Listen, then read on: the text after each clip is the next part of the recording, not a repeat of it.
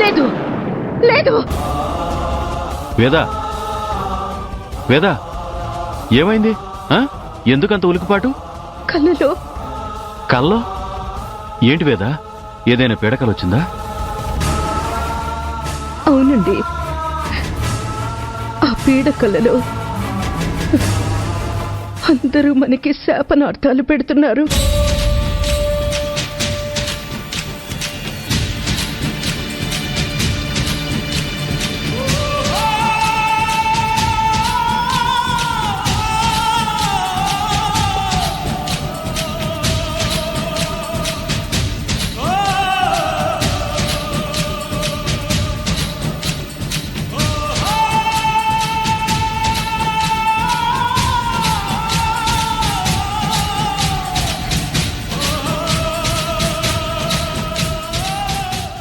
ఒకప్పుడు మన కుటుంబం అంటే ఎంతో గౌరవ మర్యాదలు ఉండేవి. ఎవరికైనా కష్టం వస్తే మన ఇంటి తలుపులు తట్టేవారు. కానీ ఇప్పుడు ఎవరి స్వార్థం వల్ల మన గౌరవ మర్యాదలు మంట గలిసిపోయాయి. వేద, బాధపడుకో. చరిత్రలో చాలా మంది గొప్పవాళ్లు అసలు ఏ తప్పు చేయకపోయినా శిక్షలు అనుభవించారు. ఇక కలియుగంలో బ్రతుకుతున్న మనం ఇలాంటి పరిస్థితులు ఎదురైతే ఏం చేయగలం చెప్పు? ఎన్ని కష్టాలు, ఎన్ని దారుణమైన పరిస్థితులు ఎదురైనా ఎదిరించి నిలబడగలవండి. కానీ ఒకరి ఉసురు తీసుకున్నామన్న నింద వేయించుకొని మాత్రం బ్రతకడం చాలా కష్టం. కఠినమైన పరిస్థితులు ఎదురైనప్పుడు మనం నిశ్చలంగా ఉండలేం. కానీ ఎదిరించి నిలబడాల్సిందే. ఏవునండి, ఆ నేరం మనమే చేసినట్టు రుజువై మనకి శిక్ష పడింది అంటే నా గొంతులో ప్రాణం గాల్లో కలిసిపోతుంది. వేదా, ప్లీజ్ వేదా, అలాంటి మాటలు మాట్లాడుకో. ఇంకేం మాట్లాడమంటారండి? ఇప్పుడు ఇంతకంటే ఇంకేం గొప్ప ఆలోచనలు వస్తాయి? మీరే చెప్పండి. నాకు నీ బాధ అర్థమవుతుంది వేదా.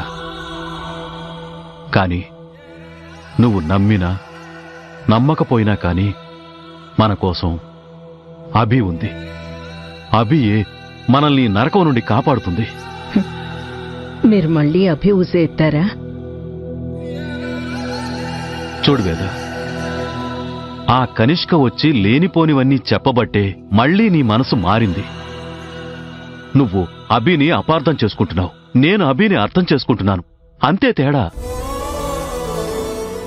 మీరెన్నైనా చెప్పండి, మనమిప్పుడు ఇలా ఉండడానికి కారణం ఆ అభియే. అలా కాదు వేద, అభి ఎప్పటికీ ఇలాంటి పనులు చేయదు. అసలు నీకు అభి గురించి పూర్తిగా తెలియదు వేదా. చూడు, మెట్టినింటి ఆత్మగౌరవం నిలబెట్టడానికి గొప్ప పోరాటానికి సిద్ధమవుతుంది. అలాంటి అభిలో నీకింకా ఎందుకు తప్పులు కనిపిస్తున్నాయో నాకు అర్థం కావట్లేదు. వేద, ఒక్క మాట మాత్రం నిజం.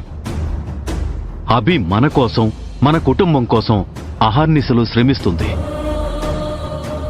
చూస్తూ ఉండు వేద, మనం ఏ తప్పు చేయలేదని ఈ లోకం మొత్తానికి చెప్పేది అభినే. అభినే. అలాగే తను కూడా ఏ తప్పు చేయలేదని నిరూపించుకుంటుంది. మీ కోడలిపై మీరు గుడ్డి నమ్మకాన్ని పెట్టుకున్నట్టు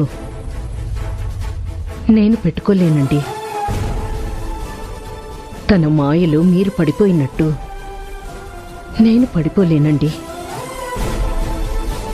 వేద, నేను చెప్పేది ఒక్కటే.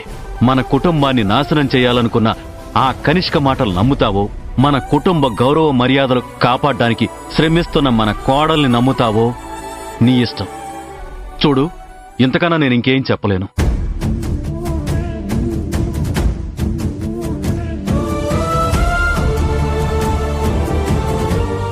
నిజంగా నేను తప్పుగా ఆలోచిస్తున్నానా? నిజమే కదా, కనిష్క మా కుటుంబాన్ని నాశనం చేయాలని చూస్తున్నా ఇంకా తన మాటలు నమ్ముతున్నాను. అలాంటిది మా కుటుంబం కోసం కష్టపడుతున్న అభిని ఎందుకు నమ్మకూడదు?